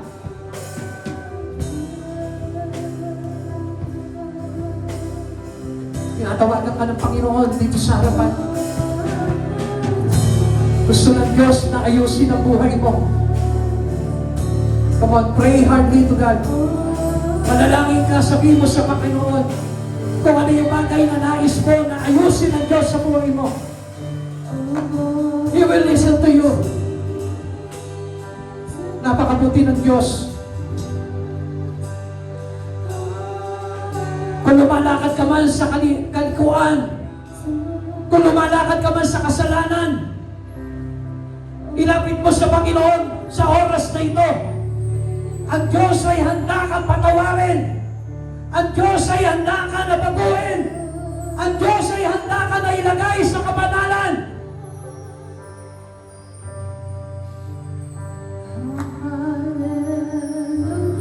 Let us all feel the presence of the holiness of God.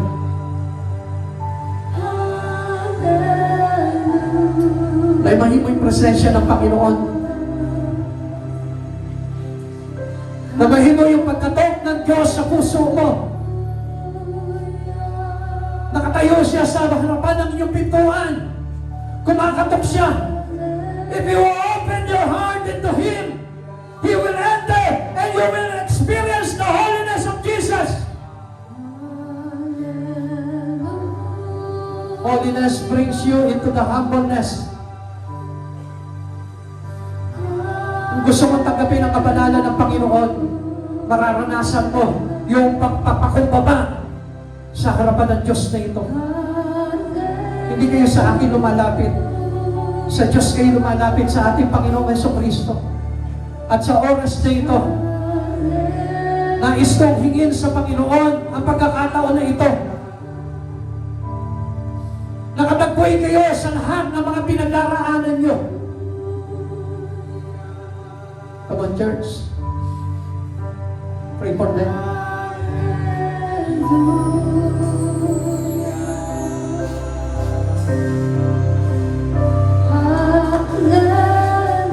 Sige, iiyak mo sa Panginoon. Ano bang bagay na nais mo na gawin sa iyo sa oras na ito ng Diyos?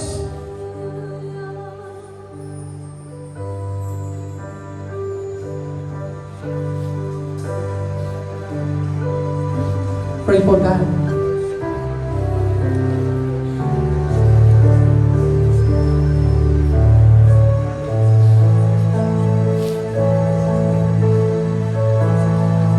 Pray for them.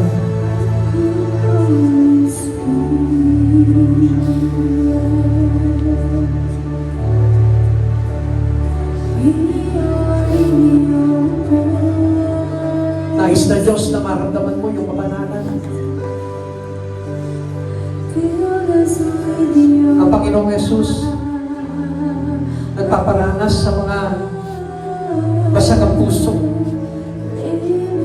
sa mga mapagpakumbaba, sa mga tumatawag sa Kanyang pangalan, sa mga umaasa na ang tagumpay ay nasa Panginoong Jesucristo lamang at wala sa mga bagay sa libutan na ito.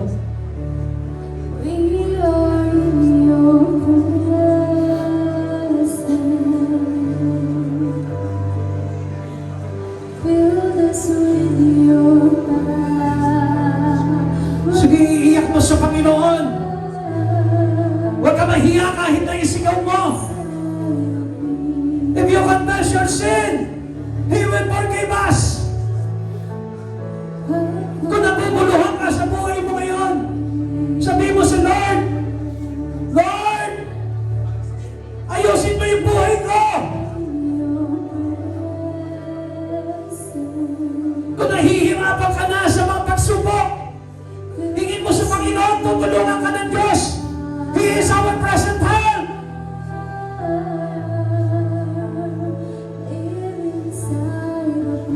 Come on, pray for them. Pray for them with the presence of Holy God. Ama naming Diyos, patuloy kong itinutulog sa iyo, Lord, ang aming kapatid na ito. Hayaan mo na ikaw yung Diyos na tumabay at pumatubay, liwanag ng buhay na narayon sa iyo, O God. Tanggapin niya nawa sa pamamagitan ng iyong kabanalan. Panginoon, itinutulog ko sa iyo, Lord, bawat panalangin ng aming kapatid na ito, O God. Hallelujah, hallelujah. Let the presence of the Holy God, let the presence of the Holy God, hallelujah. Ama, patuloy kong pinahahawakan sa iyo ang buhay ng aming kapatid na ito, Lord. I pray for the life, O God, na ikaw ang Diyos na gagalaw at papatubay ayon sa lakad ng kabanalan na nais mo sa taong ito, God, in Jesus' name. Hallelujah.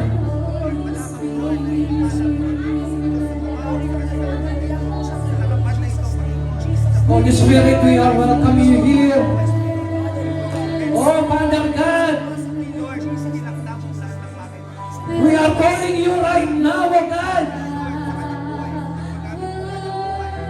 Touch their heart and spirit, oh Lord.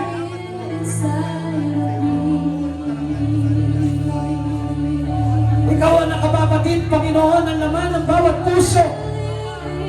Ikaw ang nakakaalam ng mga bagay na nais mo sa bawat tao, oh God. Hindi lingid sa iyo, Panginoon, ang aming buhay. Batid mo ang aming mga kahinaan. Batid mo ang aming mga kasalanan. At hayaan mo sa oras nito, Lord, hayaan mong ikaw ang Diyos na kumatagpo sa Kanya.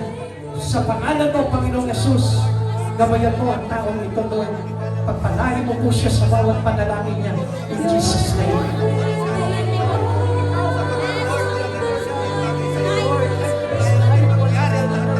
Come on, pray for them.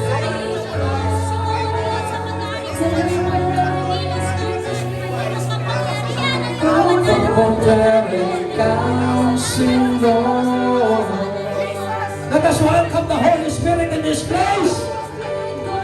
Let the Holy Presence of God reunite the people in Jesus Christ.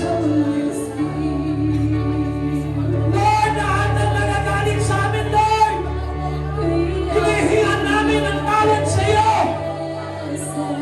Lahat ng aming mga pagkakasala, lahat ng aming pagkukulang, hinihingi namin ang tawad sa iyo, Panginoon. Gawin mo kami mga tapat sa iyo, Panginoong Yesus, hanggang sa iyong pagbabalik. You're the living water. Kumain yung mga nasa likod, inaanyayahan mo ngayon. Lapit po kayo dito. Papanalangin po namin kayo. Naway maranasan po ninyo ang kapangyarihan ng Diyos na buhay. Kagalingan sa kanyang pangalan. Yes, Lord! Pagpapala, kagalakan, kapayapaan. Hallelujah, hallelujah. You're the living water. Sabi ng Panginoon, mula sa puso na nananalig sa Kanya ay nadaloy ang tubig na nagbibigay buhay. Yes, Lord!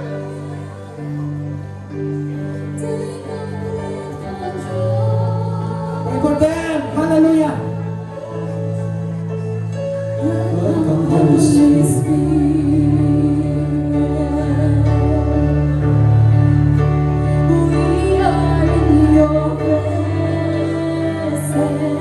Hallelujah. Praise God. Praise the Lord. Just close your eyes. Feel the presence of God.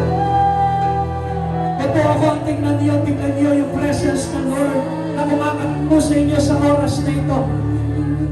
May gagawin sa iyo ang Panginoon. May gagawin sa iyo ang Diyos.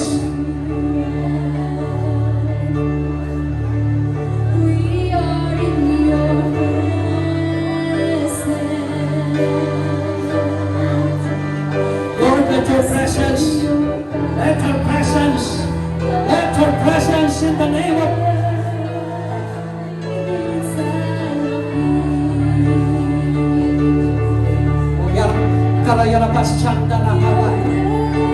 Let your presence, Lord. Let your presence, Lord. Let your presence, Lord. Let your holy presence, Lord. Let your holy presence, Lord.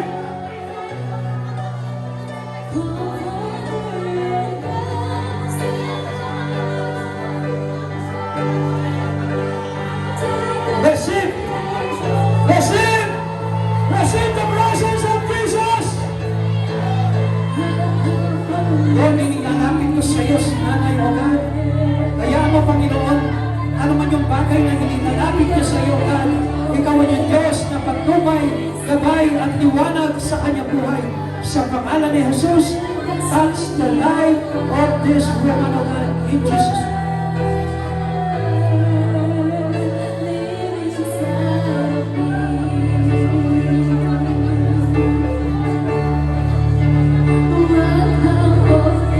Welcome, Holy Spirit. Touch the life. Touch the life, O Lord. Ibuhay mo ang buhay ng nanay na ito, Lord. Maglilingkod sa iyo ng tapat, magbibigay ng buhay, kapanalan, alang-alang sa iyong kalwalatian in Jesus' name. In Jesus' name.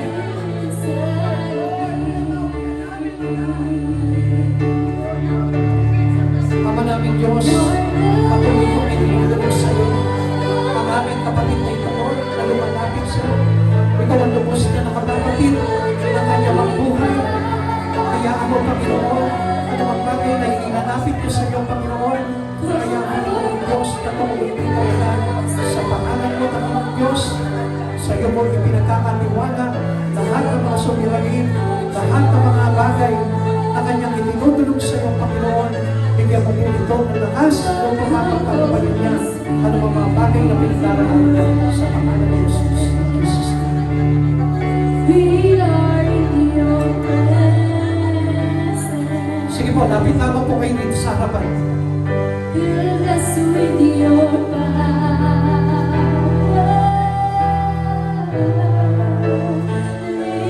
Let the presence of the Holy God touch your mind. Sa pangalan ng ating makapangyarihan Diyos, inilulog ko ang buhay sa iyo, Panginoon, na ikaw may kaloob. Kaya ano, Panginoon, na pasukin mo ang puso, ang isip, ang mga gawa niya, Panginoon, upang mapangalan ka niya, Panginoon, sa kanyang buhay, O God. I pray, O Lord, the strength in the Spirit of God, para na sa ganun, Panginoon, Lord, makalakad siya ng ayon sa iyong katuwiran. Sa pangalan ni Jesus, pinababalutan ko sa iyo ng iyong banal na dugo ng taong ito in Jesus' name. Sa pangalan ni Jesus, ang mga pangyarihan sa lahat, touch the life, Lord, ng kabataan na ito, Lord, hayaan mo na maipagamit niya ang buhay niya, Panginoon, para sa kamakalan mo, O God. Allow, Lord, the daughter of you, O God, not only the Son, but the daughter of you, Lord Jesus, right now, magamit para sa iyong karangalan, O God, sa pangalan mo, Panginoon Jesus. Inilalapit ko sa iyo, Panginoon, ng mga nanay na ito, Lord. Hayaan mong ikaw yung Diyos, Panginoon, na magbigay sa kanila ng kalakasan, Panginoon, sa Espiritu, O God, at malaman nila ang kahalagahan mo sa kanilang buhay. Alam mo yung mga bagay na pinagdaraanan nila, Panginoon, ikaw ang Diyos na mag-bless dito, Panginoon, at mapagtagumpayan nilang ganap, Panginoon, sa tulong ng lakas ng kaloob ng Panginoon Jesus. In Jesus' name. In Jesus' name.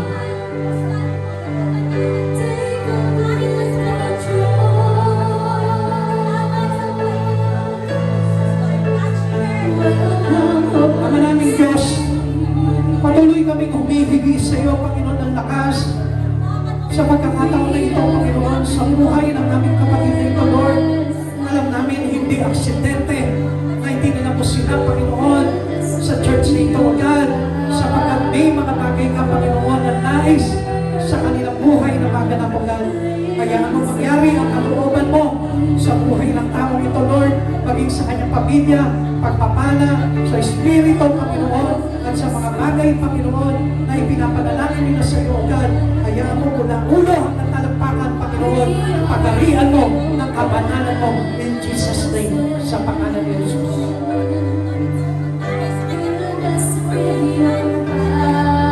Idudulog ko sa iyo, Panginoon, ang buhay ng mga kabataan ito, Lord. Hawakan mo po sila, Panginoon. Pagkumayan mo po sila, Panginoon, sa paglakad nila sa mundong ito, Lord. Maging kagamit-gamit ang kanilang buhay para sa kalangkawian mo. Maging kagamit-gamit ang kanilang buhay, Panginoon, upang maging pagpapala ang kanilang buhay, O Lord. Ilayo mo po sila sa kasamaan ng sanlibutan, O God, at hayaan mo na sa iyo, Panginoon, ang paghahari at ang iyong kapangyarihan ay dumaloy sa puso ng mga kapatid kabataang ito, Lord. Bless mo po sila at pinapapalunan ko po sila sa iyo ng iyong banal na dugo, Panginoon, upang walang anumang gawa ng kaaway ang makakapadaig sa kanila. Use them mightily, O God, in Jesus' name, O Lord. I will seal them, O Lord, by the blood of Jesus of Nazareth, O God. Touch them, O Lord. Pagarihan mo po sila, Lord. Lord, ikaw ang maghahari sa mga batang ito sa pangalan mo, Panginoong Jesus, in Jesus' name.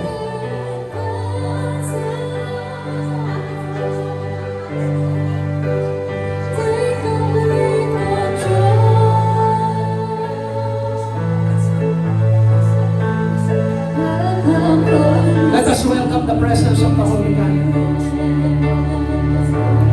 Sa lahat po ng nandiyan, nahihiya kayo na lumapit po dito.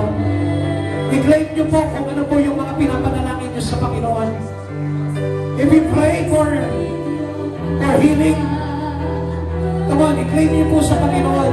Sabihin mo, diyan mo na dyan sa ikinaupuan mo, Lord, pinagaling mo na ako. Come on, manampalataya ka. Mula sa puso na nananampalataya sa Kanya, ay nadaloy ang himala ng pagpapala, ng kagalingan ng Panginoong Jesucristo sa buhay mo, in Jesus' name. Lahat ng mga may pagsubok, isigaw mo lang, sabihin mo, nagtagumpay na ako sa mga pagsubok ko. And the rest, God will do everything for His glory para patunayan niya sa iyo na He is a powerful God, makapangyarihan siyang Diyos sa buhay na lahat na sumasampalataya. Claim it in Jesus' name.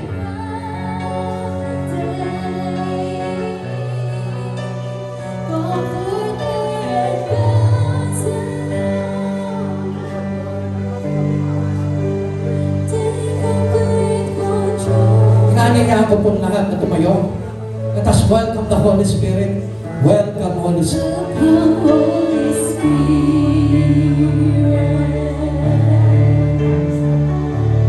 We are in your presence. Let us sing for the Holy Spirit. This is the Spirit of Jesus Christ who dwell upon us right now to help the holiness of Him, to be one in the godliness. Welcome, Holy Spirit. Come on. Shandaraba kandara hayaraba baba baba sekarayaraba.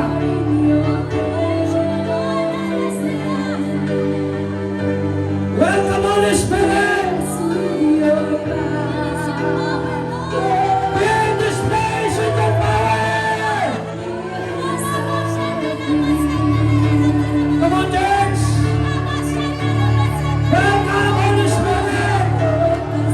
Shandaraba kandara hayaraba baba baba sekarayaraba. Let your presence, let your presence, let your anointing, Jesus. Come on, let us lift our hands to Jesus. Give Him praise and honor. You are the living water. Oh, hallelujah. Hallelujah, hallelujah. Yes, Lord, yes, Lord Jesus. Sa tunay puso ng bawat isa na narito ngayon, Panginoon. Touch their life, Lord. Touch their spirit and souls. In the mighty name of Jesus, changes will happen today. Changes will happen to you today.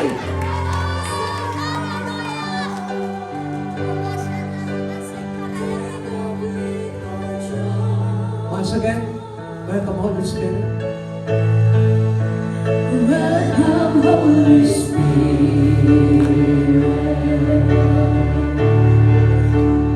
We are in your presence.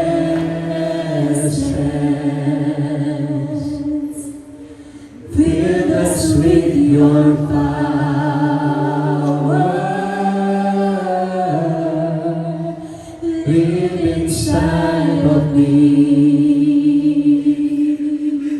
Expect that the power of the Holy Ghost Lord, will be in your heart today. Gabahin mo sa puso mo ang banal na Espiritu. The changes will happen today. May pagbabago na magaganap sa oras na ito sa buhay mo. Bago ka lumabas ng lugar na ito, may pagbabago na magaganap sa mga pinapanalangin mo. Believe in Christ Jesus. Believe in the Lord Jesus.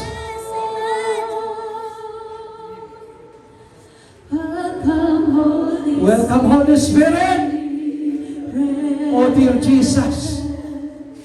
We need you in our heart, O Lord. We need you, Lord. Hallelujah. Fill us with your power.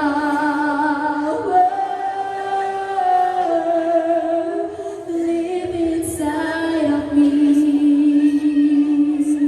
Everyone, let us pray to the Lord. Ang maraming Diyos, nagpapasalamat po kami sa umagang ito, Lord. Di man po namin nauunawaan, Lord, dahil bago pa lamang po ang iba namin mga kapatid sa ganitong gawain, O God. Pero maasa kami, Panginoon, na Ikaw ang bahala sa kanila. Panginoon, hindi man nila nauunawaan kung ano yung mga nagaganap, Lord. Pero naniniwala ako, God, we believe in your power. We believe in your Spirit, O Jesus. That the changes will happen to them, O God. Paghaharian mo po sila ng kabanalan at ng pamumuhay ng mga Diyos, Panginoon, upang i-prepare mo kami, Panginoon, sa iyong pagbabalik, O God. Maraming salamat po sa buhay ng bawat isa na narito ngayon, O God. Dalangin ko po na pagpalain mo po sila, Panginoon, hindi lamang po sa material, sa mga pinansyal, at sa anumang mga bagay na ipinapanalangin po nila, O Lord. Lord, lalo na, Panginoon, idinudulog ko sa iyo, Panginoon, ang kanilang mga relasyon sa iyo, O God. Spiritually, Lord, open up their spirit, O God, to know you, O God. Makilala kanilang lubos that Jesus Christ is our Lord and Master and Savior. Hallelujah! At sa oras na ito, Panginoon, buong puso kami, Panginoon, nagpapasalamat sa kabutihan mo, O God. Dinala mo po kami, Panginoon, sa gawain ito, O God. Batid po namin, O Lord, hindi ka man namin nakita, Panginoon, subalit naramdaman ka namin, Panginoon, sa aming mga puso, O God. Sabi mo, Panginoon, mapalad ang mga hindi nakakita sa akin, subalit patuloy na nananampalataya. Maraming salamat po, dakilang Diyos. Salamat po sa buhay na ipinagkaloob mo po sa amin sa lugar na ito, Lord. Kaya mong ikaw yung Diyos na gumantis sa kanila, Panginoon, ng mga mabubuting bagay, O God. At sa pag-asa nila, Panginoon, ay Lord, maibaling sa buhay na walang hanggan. Maraming salamat po, Panginoon. Ingatan mo po kami lahat sa lahat ng aming pag-uwi, Panginoon, sa lahat ng aming mga pagta-travel. Ikaw ang Diyos na kasama po namin, O God. At ang pagpapala mo, Panginoon, ang patuloy na dadaloy sa buhay ng bawat isa, O God. Maraming salamat po. Sa iyo po namin ibinabalik ang lahat ng kapuri at karangalan. To God be the highest glory in Jesus' name. Amen and amen. God bless you all po. Magyari po lahat ng mga worker, please. Milera lamang po kayo dito sa harapan. Nanihingan ko lahat ng mga worker po natin sa Jacob. Sige po, mabilis na lamang po tayo. Lahat ng worker, please. Come on, move past me. Pastor.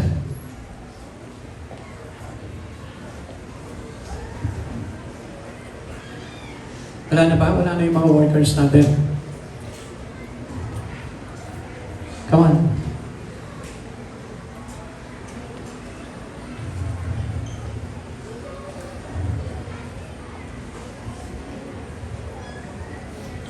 Nais ko na malaman ninyo na tayo lahat ay itinalaga ng Panginoon para mangalaga sa mga kaluluwa.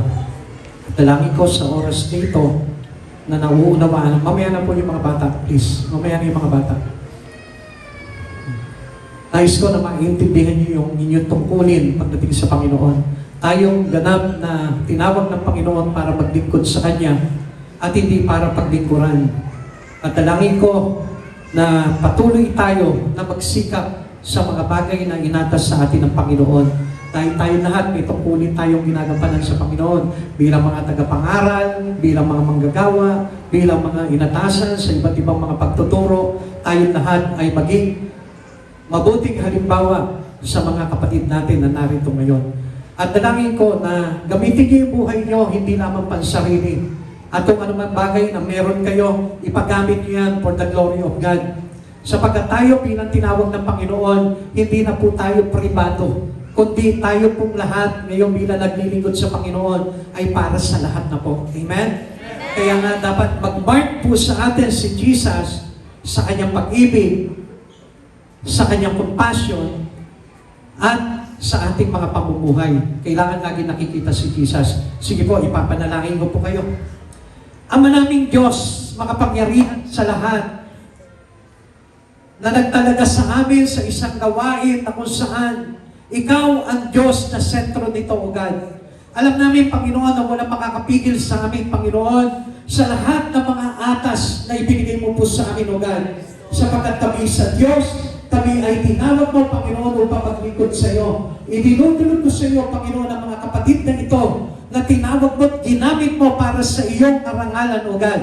Pagpalain mo ang kanilang buhay, Panginoon, upang patuloy nila paggamit ito, Panginoon, para sa karangalan mo, O God. Lord, gabitin mo ang buhay nila upang makapagligtas ng maraming kaluluwa, makapagturo, Panginoon, makapagpautismo, Panginoon, at makaakay, Panginoon, upang maligtas ang kanilang mga buhay. Panginoon, pinapapalutang ko po sa iyo ng iyong mga pangyarihang banal na dugo ang mga taong ito, Lord. Gamitin mo po sila, Panginoon, hindi lamang dito sa lugar ng mga taren.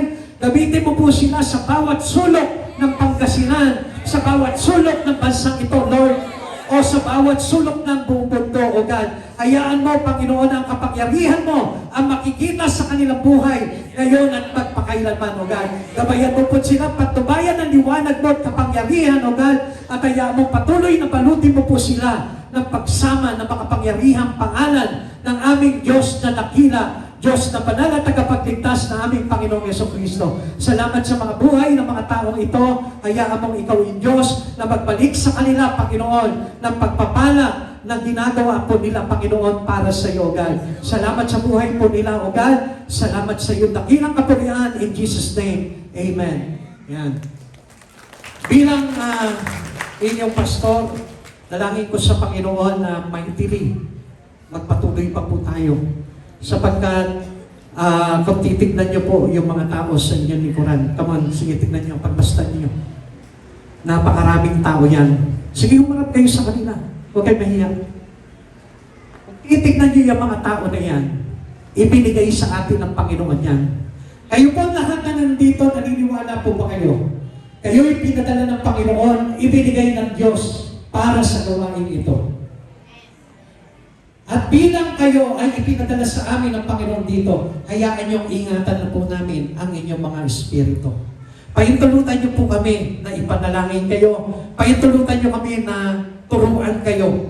Gabayan kayo pagdating sa mga bagay sa espiritu. At yan po ay tungkulin namin na ginagampanan sa ating Panginoon.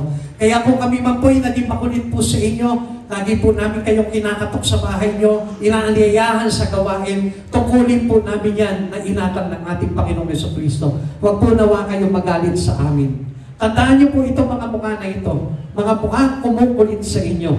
At dalangin ko po, harinawa, sila'y po inyong tanggapin sa inyong mga tahanan, patuloyin ang salita ng Diyos sa pamamagitan po nila. Salamat po sa inyo. Palapakan po natin ang Panginoon.